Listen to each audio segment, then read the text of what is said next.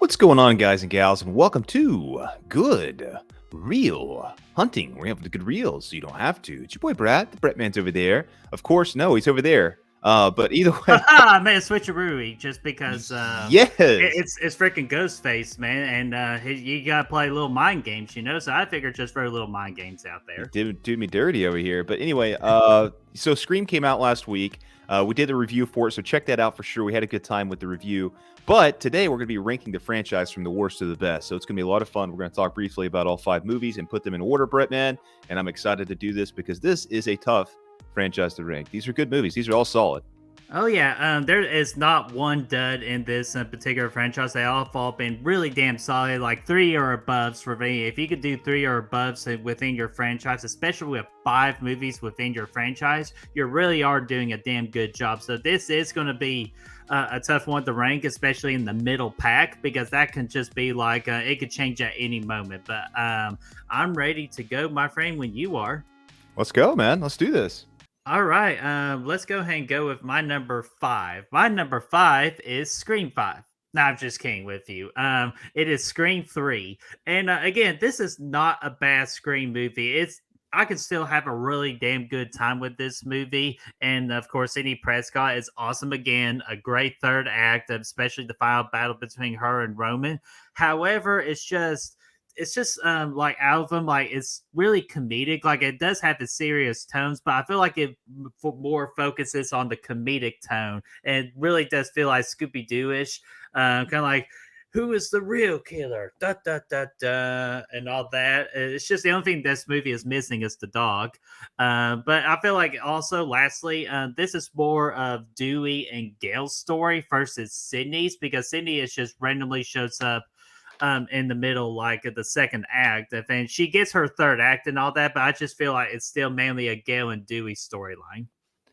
Yeah, I agree. That's going to be my 5th place as well as Scream 3. I don't think it's a horrible movie, but it's definitely the one I go back to the least in the franchise. Like, it's not very good. I'll say that. It's not really a good movie, but if this is the worst movie in your franchise, like it's okay. Like you're doing decent. Like this Mhm. isn't bad when you compare to like Jason Goes to Hell and all these other franchise movies and the Or worst that they've Halloween done. Resurrection, Freddy's Yeah, dead. oh yeah, man. Yeah, all that stuff, man. This is good though. This isn't bad. So yeah, like you said, I'll echo everything you just said. The third act I think is really good and whatnot. The rest of it's kind of boring and pacing issues throughout. Didn't like a lot of the new characters they brought in. The other actors, I guess that's portraying the roles of our actual people. It gets really weird and confusing, and it just doesn't really land for me. And yeah, so for that, and yeah, dude, that time where he throws the knife and it hits Dewey in the head, like stuff, weird shit like that, man. For that reason, it's going to be down here Yeah, it would at have the bottom. landed. It would have landed 9 times out of 10. It's just that one movie. It's just that one person. It's just that one time. Yeah, dude. Like I just yeah, I know. I just there's too much, man. But yeah, Uh, the killer stuff, the end, all that stuff's cool. Hell yeah. So this is where it's going to probably get a little different within our list. Again, it can switch at any time. So these next 3 movies are going to be very tough to rank. But for me, my number 4 is going to be Scream 2. And to me, this used to be a lot higher on my list. So I guess my number 2. But just with our recent rewatches to get ready for this particular review series, it's gone down a few. Like, I still like the college atmosphere and all that, but we're stepping away from Woodsboro.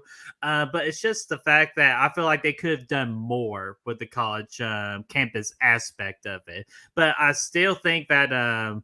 Nev Campbell, David Arquette, and Courtney Cox are at their best, not only acting wise, but also their looks. All of them look absolutely fantastic. Timothy Olyphant delivers a great performance, even though we hardly get to see him in the movie. But every time he is on screen, he is awesome. And then we also got some brutal kills too, especially with the detective and the car pull and all that. And that's also a suspenseful scene. And with Gail and Dewey, that's also a suspenseful scene. Okay, third act, like the final moments, like great reveal of Billy's mother. Like all that is good, but just the rest of it, it's just okay at best. So my number 4 is Scream 2. Hell yeah, man. Number 4 for me is going to be Scream 4. This is one that I enjoyed quite a bit. Obviously, it was a good return to the franchise after taking a few years off, almost 10 years or what. I guess it was about 10 years. From 2000, so like around 11 years. Yeah, about 11 years. A pretty good hiatus there, but I thought the return was strong. Obviously the legacy characters come back. They all do really good in the roles. I wasn't a huge fan of what they did with Gail in that movie. And the things that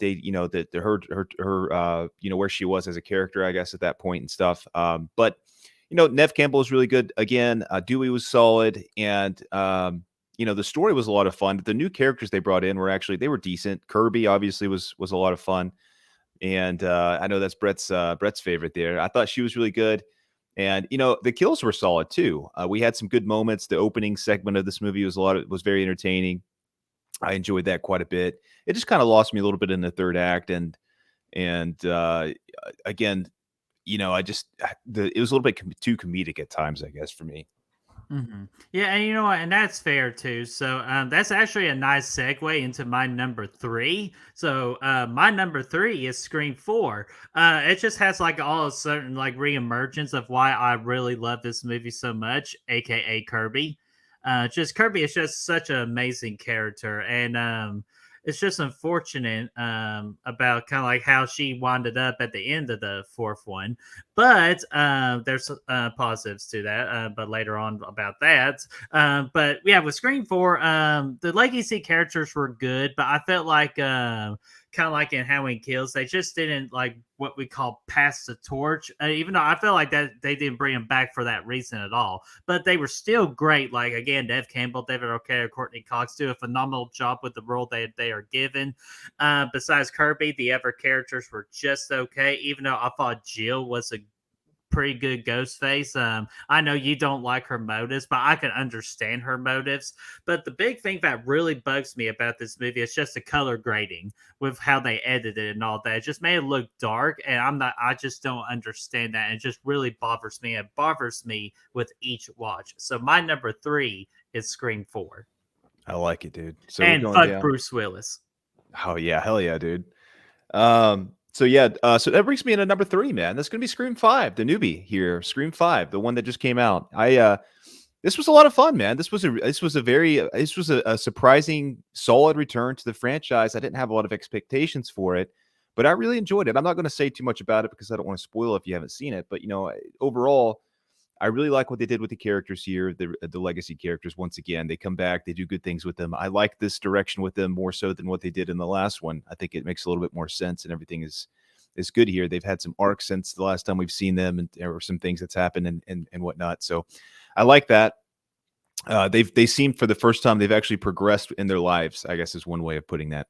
That was good. We had some. This is to me, I think this movie has the best kills of the franchise. It's got the most brutal Ghostface of the franchise. Where I mean, the character is actually somewhat terrifying and intimidating at times. Whereas up until this point, really at no point was it actually a scary character. I guess the phone calls were always scary, but the Mhm. physical presence wasn't really so much that. So I think they did a good job with that, and that's hard to do at this point in the franchise because it's we've seen this mask hundreds of times now. We've seen it in parodies and all kinds of stuff, and they've actually did a really good job here of bringing it back to being an intimidating presence once again. Mhm. The characters they brought in, they all had their own time to flourish, and their stories. They had they could actually have a storyline for the new characters they brought in, and they did a pretty good job of kind of bringing the legacy characters back, but not overshadowing the new people. And they were all entertaining, good dialogue, good callbacks to some modern horror fans, and good references for some modern horror fans. I really like that, and yeah, man, it was just a lot of fun, a lot of fun. Yeah, man. Absolutely, it is. And again, let's just go ahead and make a segue to that one as well. My number two is Scream 5. Man, I absolutely love this movie, and probably a lot of y'all have already heard kind of like the best description of Scream 5. It's just a love letter to the original Scream. And Scream, everybody knows that's my favorite horror movie of all time. But like it's so with Scream 5, when they did everything they did to pay homage to that movie, that classic movie from 25 years ago, it's how can you not love it? Like it's just like all the little Easter eggs they throw in there. It's so fun to pick on those, and they also reference back to the other Scream movies, which I think that's excellent. But I'll touch upon what Brad was talking about. It's just this is finally the legacy characters being used the right way. Like they are not interfering with the main story. The main story still belongs to the main characters, to newer characters, and all that. But those legacy characters help the story progress and also put over those new characters as well. So take note, Halloween Kills, on how to do it properly. And all the characters were great. I love Melissa and Jenna Ortega. They are great, brand new characters introduced within the movie. So that's all I'll say about it until we get that Screen 5 spoiler discussion up, or if it's already out above my head. So there it is, Scream 5, my number 2. Yeah, man, I agree with most of that. The reason it's a little lower for me is just the third act stuff, and we'll get into that in the Yeah, spoilers. I But figure you would have a problem it's with it when cool. I watched it. Number two, though, if for me is two. Number two is two. This has always been my favorite sequel. You know, there was a time when I was watching the fifth one where it crossed my mind. I'm like, I may actually like this more than the second one. But then, some things went off the rails a couple times, and for me, so it stayed at number three. So I think I like this one so much because this is, when you think about it, this is the last movie that came out in the franchise that's 100% Sydney storyline, right? Because the rest of them, like three, like you said, she kind of comes in at the end, and then obviously 4 and 5 are, we got these new characters coming in that are kind of taking some of that as well. So, I think this, and I always she was one of my favorite, final girls in all horror here, and I think this is a good, strong, solid story for her here in the second one as much as the first, not as much, but it's up there. And she gets to be the protagonist there once again, and she does a really good job with it. But what I also really like about this movie is the storyline progression with Dewey and Gail as well, and the themes they bring in, the music, the soundtrack from Broken Arrow, and all that. It's cool. The kills taken up for are up. They up the ante a bit with the kills from the first movie. We get some fun ones here. CC. We're not talking about the pizza buffet here. We're talking about the one that goes flying. And she had a really good time. And obviously the opening was good once again, strong opening, and just the Randy was in it first and foremost. That's enough for me to have it up here in the top. And also the one other thing I liked too was the you mentioned the killer reveal at the end. Those were both solid. Timothy Olyphant was really good in that role, and just the meta talk about sequels and up in the ante and everything. It was cool, man. I love that one. Hell yeah, man. But I think there is one particular movie we got to talk about left. And we all can agree as Screen fans, and just you and me too, what number one is. Like, it's obvious, right? It's Scary Movie. Yeah, dude. Grab that Yeah, it banana. is. And I'm being serious because originally the OG Scream was supposed to be called Scary Movie, but it didn't work out that way. But we're just going to call it by the proper name because we have to pay respect to it. So me and Brad's number one is the original Scream. And how can it not be? It's the one that started it all. We get that classic opening with Drew Barrymore that nobody saw coming, with her getting got in those first 10 minutes of the movie. And then just every single character they gave to us, we were all fully invested in, and we wanted to cheer on. We hope that they live.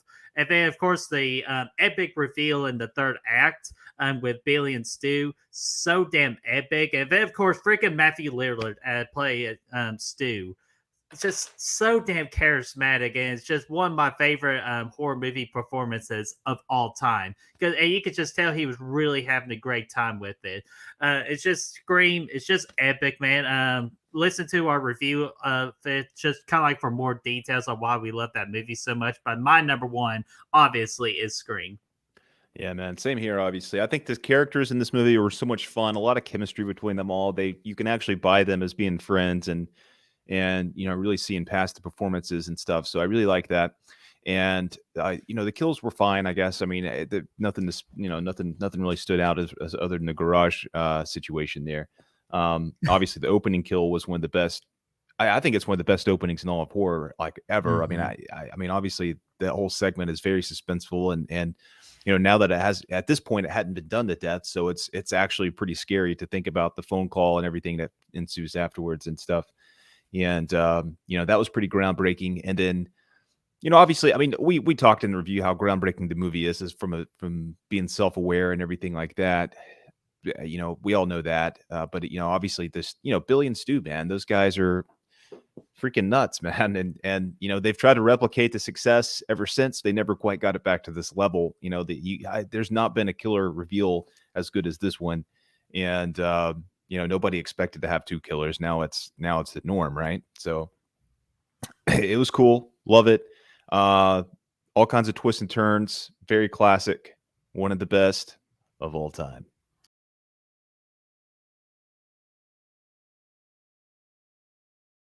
Damn right it is. So, guys, that is our Scream franchise ranking, and we love to hear your all's thoughts about it. So, let us know in that comment section down below, and let's get that discussion rolling. And scream on, baby! And if you want to help us find the good reels, you can do so by finding us on Facebook, Instagram, Twitter, Spotify, Apple Podcast, and Letterboxd down below. Those links will be found. Absolutely, and with our letterboxes too, you'll get to see our Scream rankings on there. And if you want to support this video and kind of like what we're doing with these particular ranking videos we are doing, because trust me, more ranking videos are coming. Be sure to like this video, share, and subscribe, and more importantly, ring that bell, ding, ding, ding, so you all know what this next set of ranking videos are up and ready. Yes. Yes. So without further ado, we are going to get on out here. And remember, do not answer your phone if you don't know who it is. Yes. Especially Caller ID. the pizza delivery boy. Star 69. Oh, I'm here to deliver a pizza.